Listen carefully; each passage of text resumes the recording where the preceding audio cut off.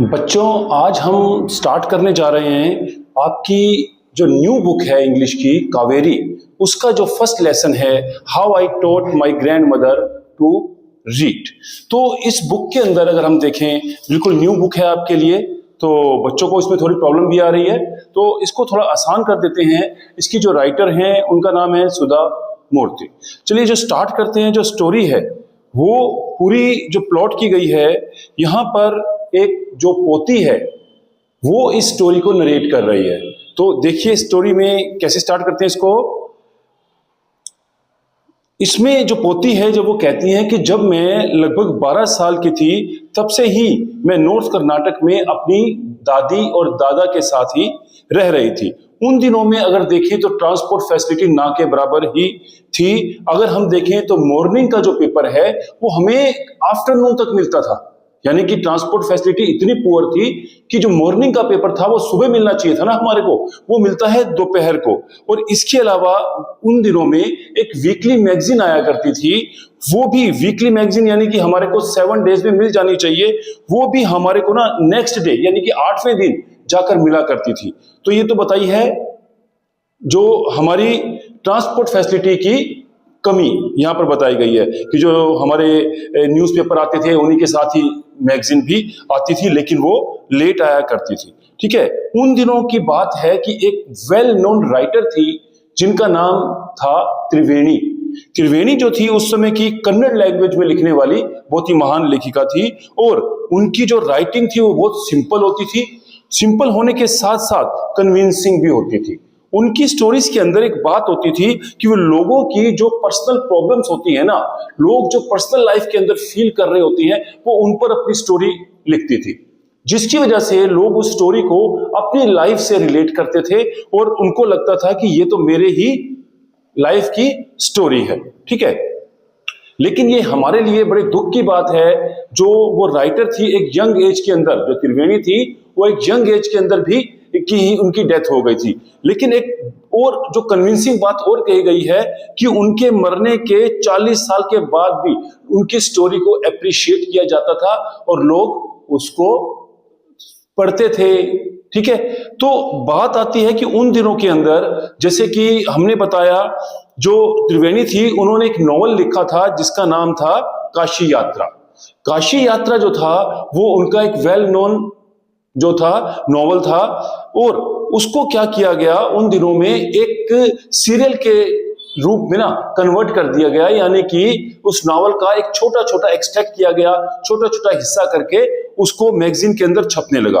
अब जो लोग थे, हमने कहा कि उनको जो स्टोरी थी अच्छी लगती थी, तो हर हफ्ते हर वीक में वो जब जो उनकी मैगजीन थी जो वो मार्केट के अंदर आती तो वो उसको बड़े प्यार से पढ़ते थे और वेट करते थे उस नॉवल के एक छोटे से हिस्से का।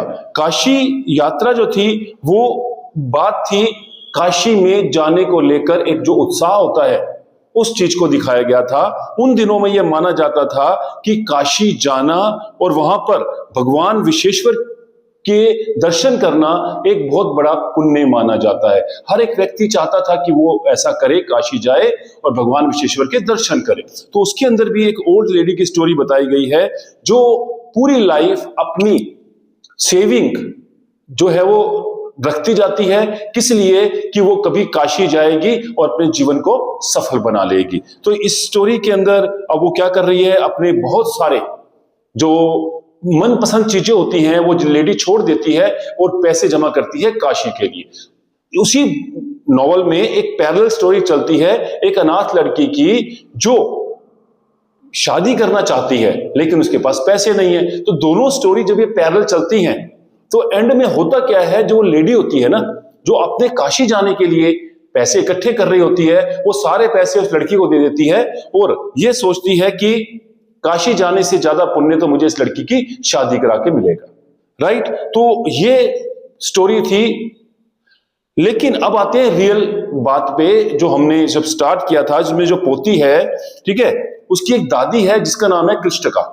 वो भी इस स्टोरी की, जो हमने कहा जो त्रिवेणी ने स्टोरी लिखी थी काशी यात्रा, उसकी बहुत बड़ी फैन थी। ठीक है, वो हर हफ्ते उस स्टोरी को सुनती थी अपनी पोती से, क्योंकि वो पढ़ी लिखी नहीं थी। ठीक है, हर बुधवार को मैगजीन आती, वो अपनी पोती से उस स्टोरी को पढ़वाती, और इस तरीके से उसकी लाइफ जो थी वो चल रही थी। दादी इतनी ज्यादा शार्प थी कि जब उसकी पोती उसको वो स्टोरी सुनाती थी ना, तो वो स्टोरी को बाय हार्ट, मतलब बिल्कुल लर्न कर लेती थी। तो उसके बाद वो मंदिर जाती, अपनी सहेलियों को जो उसकी एज की थी उनको वो स्टोरी सुनाती, और उस पर डिस्कशन भी होती थी। मतलब इतनी ज्यादा, आप देखिए कि लोग कितने ज्यादा दीवाने थे। जैसे आपको याद होगा, आपको अभी बच्चे हो तो हमारे टाइम में एक सीरियल आता था रामायण, लोग उसको देखने के लिए पता नहीं क्या क्या दुकानें तक बंद कर देते थे, बिल्कुल घर में आके सामने बैठ जाया करते थे। आप अपने पेरेंट्स से इसके बारे में पूछ सकते हो, जो रामायण का किस्सा है। सेम वही बात यहां पर जो है इस स्टोरी को लेकर भी थी, जिसका नाम था काशी यात्रा। तो अब दादी कभी भी काशी यात्रा का कोई एपिसोड मिस नहीं करती थी। ठीक है, वेट करती थी कि अगली स्टोरी में क्या होगा, अगली स्टोरी में क्या होगा। तो हर एपिसोड का वेट किया जाता था सब लोगों के द्वारा जो भी उसके फैन थे। ठीक है, तो हम देखते हैं कि इसके बाद क्या होता है कि मतलब ये मैं एक लोग की बात नहीं कर रहा हूं, एक दादी की बात नहीं कर रहा हूं, जितनी भी बड़ी एज के लोग थे उस काशी यात्रा को बहुत ही पसंद करते थे। अब एक दिन की बात है कि जो पोती थी उसको एक शादी अटेंड करनी थी। उन दिनों में शादी पर जाना एक बहुत बड़ा ही समारोह माना जाता था, और बच्चों के अंदर शादी में जाना आज की तरह नहीं होता था। बस वहां शादी में खेलना और खाना, ये दो चीजें जो थी उनको बच्चों को पसंद थी। मतलब 2 दिन के लिए शादी में जाना था उस बच्चे को, ठीक है, वो शादी में 2 दिन के लिए चली जाती है, लेकिन शादी में जाने के बाद उसका मन इतना लगता है कि वो 1 हफ्ते से भी ज्यादा वहां रुक जाती है। ठीक है जी, अब 1 हफ्ता होता है या उससे ज्यादा हो जाता है, वो लड़की जो पोती थी वो वापस लौटकर घर आती है, तो घर आके क्या देखती है, बड़ी हैरान हो जाती है। दादी तो बहुत ज्यादा उदास है और रो रही है, बता नहीं रही है कि क्या हुआ, लेकिन रो बहुत रही है। तो ये देखकर पोती को बड़ा ही दुख होता है। वो दादी से पूछती है कि दादी हुआ क्या। उस समय मदर को अवा कहा जाता था, तो कहते हैं कि अवा क्या हुआ, मुझे बताओ तो सही। लेकिन दादी उसको कुछ नहीं बताती है और हमेशा उदास रहती है जब से वो वापिस आई है। अब क्या था, उससे पूछती थी कि आपको कोई प्रॉब्लम है, वो सिर तो हिला देती ऐसे करके कि नहीं, लेकिन कुछ है उसको जो वो बता नहीं पा रही है। अब दिन बीत गया, रात हो गई, रात का खाना खाने के लिए बैठे, तब पोती बहुत परेशान है कि दादी को ऐसा क्या हो गया कि जो मुझे भी नहीं बता रही है। रात को जैसे कि पुराने टाइम पे लोग छत पे जाके चल जाते थे, वहां सोते थे, तो वहां पर भी वो अपनी पूछती है दादी से, दादी बताओ तो सही मुझे। दादी प्यार से उसके सिर पे हाथ रखती है, कुछ मुंह खोलने की कोशिश करती है, यानी कुछ बताना चाहती है, लेकिन फिर भी वो उसको बताती नहीं है। पोती के बार बार पूछने के बाद कि दादी ऐसा क्या हुआ, तो दादी जो है ना डायरेक्ट कुछ नहीं बोलती है। वहां पर क्या है कि एक स्टोरी जो है ना वो शुरू कर देती है। अब वो स्टोरी की जब हम बात करें तो क्या कहती है दादी कि बेटा जब मैं छोटी बच्ची थी ना, तो मेरी जो मदर थी उनकी डेथ हो गई थी। ठीक है, मेरे पिताजी बहुत बिजी मैन थे, तो उन्होंने ज्यादा समय तक इंतजार नहीं किया और उन्होंने दूसरी शादी कर ली, और मेरी शादी जो थी उन्होंने छोटी उम्र में ही करवा दी। ठीक है, उसके बाद मेरे बच्चे हुए, मेरे पोता पोती भी हो गए, और फिर जो था मैं अपने बच्चों के अंदर बिजी हो गई। उन दिनों की बात है कि मुझे पढ़ने के लिए नहीं भेजा गया, लेकिन मुझे कभी इस बात का रिग्रेट भी नहीं हुआ, क्योंकि मैं अपने बच्चों में, पोतों में, पोतियों में बिजी रहती थी, तो मुझे कभी एहसास नहीं हुआ। ये जब पोती सुनती है तो पोती कहती है आज दादी कैसी बातें कर रही है, कहां अपनी पुरानी बातों पर चली गई, पढ़ने लिखने की बात पर आ गई, कि कोई ना कोई स्टोरी तो है जो दादी कहना चाहती है, लेकिन डायरेक्ट जो है वो नहीं कह पा रही है। ठीक है, तो उसमें कि आज मेरी दादी की उम्र है 62, इतने समय से मैं दादी के साथ रह रही हूं, लेकिन दादी ने कभी इस बात का जिक्र नहीं किया कि मुझे पढ़ना लिखना नहीं आता है, या इतनी लंबी स्टोरी मुझे कभी नहीं सुनाई। तो आज दादी क्यों कर रही है। ठीक है, उसके बाद मैं जब उसके चेहरे पर देख रही थी, दादी के चेहरे पे स्माइल नहीं थी, बस वो अपनी स्टोरी जो है सुनाई नहीं दे रही थी, लेकिन वो आज कहना चाहती है कि मुझे बड़ा दुख है कि मैं पढ़ लिख नहीं पाई, और अब मुझे पढ़ने लिखने की बहुत ज्यादा जरूरत है। दादी रोने लगती है, पोती हैरान हो जाती है कि दादी मैं आपकी कैसे मदद करूं, आप बताओ तो सही, जब तक आप बताओगे नहीं मुझे पता कैसे चलेगा। तो फिर दादी कहती है हाँ बेटा, मुझे तेरी जरूरत है, मुझे तेरी हेल्प चाहिए।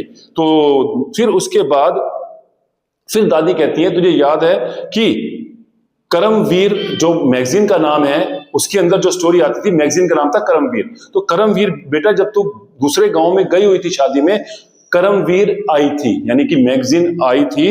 और जैसे पहले आती थी, मैंने मैगजीन खोली, अपनी मनपसंद स्टोरी पढ़नी चाहिए, काशी यात्रा पढ़ना चाहा। बेटा मुझे तो कुछ भी समझ में ही नहीं आया, वो शब्दों को मैं पहचान ही नहीं पा रही थी, और उसका एक शब्द मैं नहीं समझ पाई कि अब मैं क्या करूं। मैंने बहुत बार अपनी आंखों को रब किया, फिर पढ़ने की कोशिश की, लेकिन कुछ फायदा नहीं हुआ, क्योंकि मुझे तो पढ़ना लिखना ही नहीं आता।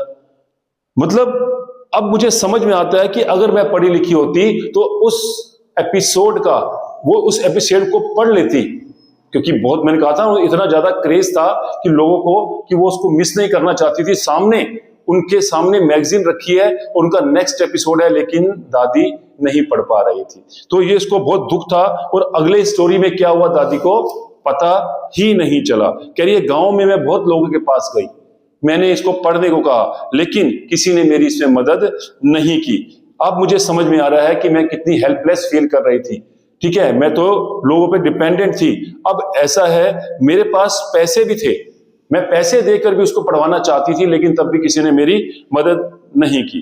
अब पोती जो है वो समझ जाती है कि आखिर बात क्या है। वो जो कन्नड़ लैंग्वेज की जो मैगजीन थी, उसके अंदर जो एक एपिसोड था काशी यात्रा का, दादी ने वो नहीं पढ़ा, और जिसकी वजह से दादी को रिग्रेट हो रहा है, अगर उनको पढ़ना लिखना आता होता तो उसको पढ़ लेती। तो यह देखकर अब दादी कहती हैं कि मैं पढ़ना लिखना चाहती हूं और तू मेरी इसमें मदद कर। यानी कि उसको कहती है कि तू मुझे पढ़ा और मुझे इतना काबिल बना दे कि मैं अपनी स्टोरी खुद पढ़ पाऊं और किसी पे डिपेंड ना हो। तो उससे कहती हैं कि उन दिनों में जैसे दशहरा आता था, दशहरा में सरस्वती पूजा होती थी, तो दादी कहती हैं कि मैं दशहरे तक एक डेडलाइन तैयार करती हूं, दशहरे तक मैं पढ़ना सीख जाऊंगी। राइट, तो एक डेडलाइन तैयार कर ली जाती है, पोती भी जो है वो मान जाती है इसके लिए, और मैं दशहरे में अपनी जो नॉवल है वो खुद पढ़ना चाहूंगी।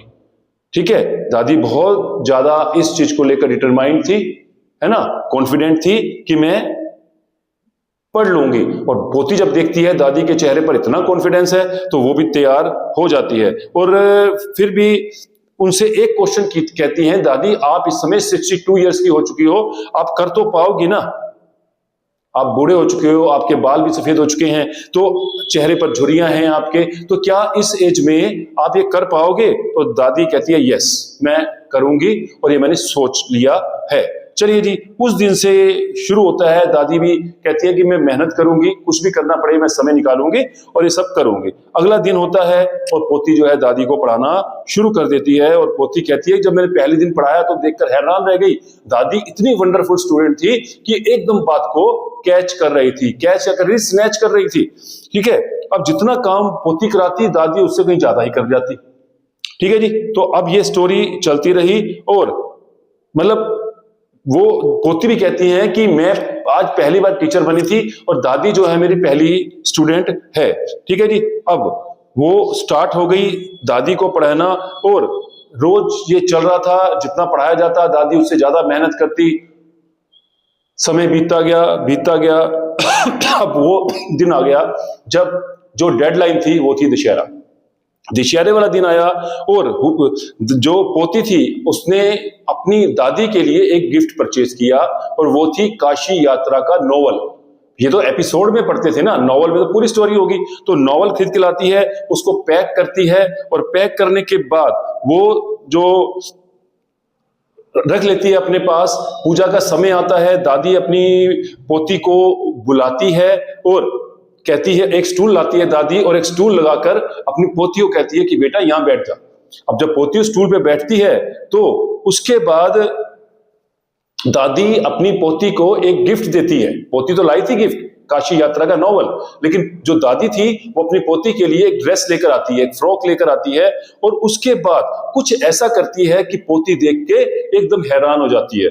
हैरान होने वाली बात क्या है, दादी जो है अपने दोनों हाथ जोड़ लेती है और पोती के आगे पूरा झुक जाती है, उसके पैरों को हाथ लगा देती है। जब पोती ये देखती है कि उसकी दादी उसके पैरों को हाथ लगाती है तो पोती बहुत ज्यादा सरप्राइज हो जाती है, सहम जाती है और कहती है, दादी आप ये क्या कर रहे हो? अपने पैर पीछे खींचने लगती है कि आप तो मुझसे बड़े हो, मेरा फर्ज है कि मैं आपके पैरों को छूं, आप मेरे पैरों को क्यों छू रहे हो? तो दादी कहती है, बेटा मैं तेरे पैर इसलिए नहीं छू रही हूं कि तू मेरी पोती है, मैं पैर तो अपने गुरु के छू रही हूं, तू मेरी टीचर है और हर एक स्टूडेंट का ये फर्ज है कि उसका जो टीचर है वो उससे एज में बड़ा है या छोटा है, उसको अपने टीचर की रिस्पेक्ट करनी चाहिए, उसके पांव छूने चाहिए। बस मैं तो एज ए टीचर तेरे पांव छू रही हूं और वो उसके पांव में पड़ जाती है और उससे आशीर्वाद लेती है, ठीक है ना। और इसके बाद जब वो वापिस में जो पोती है वो भी अपनी दादी को नमस्कार करती है और नमस्कार करने के बाद जो अपना गिफ्ट होता है काशी यात्रा वो उनको दे देती है। दादी जब देखती है काशी यात्रा का नॉवल तो और खुश हो जाती है क्योंकि उनका वो फेवरेट था, उसको खुश हो जाती हैं। और सबसे अच्छी बात है बच्चों कि दादी जो है ना उस नॉवल को खोलती है और उस नॉवल का जो फर्स्ट स्टार्टिंग जो होती है वो पहले 1 या 2 पेज वो खुद पढ़कर सुनाती हैं, यानी कि दादी वो अब पढ़ना लिखना सीख चुकी हैं। तो ये थी बच्चों हमारी story, how I taught my grandmother to read.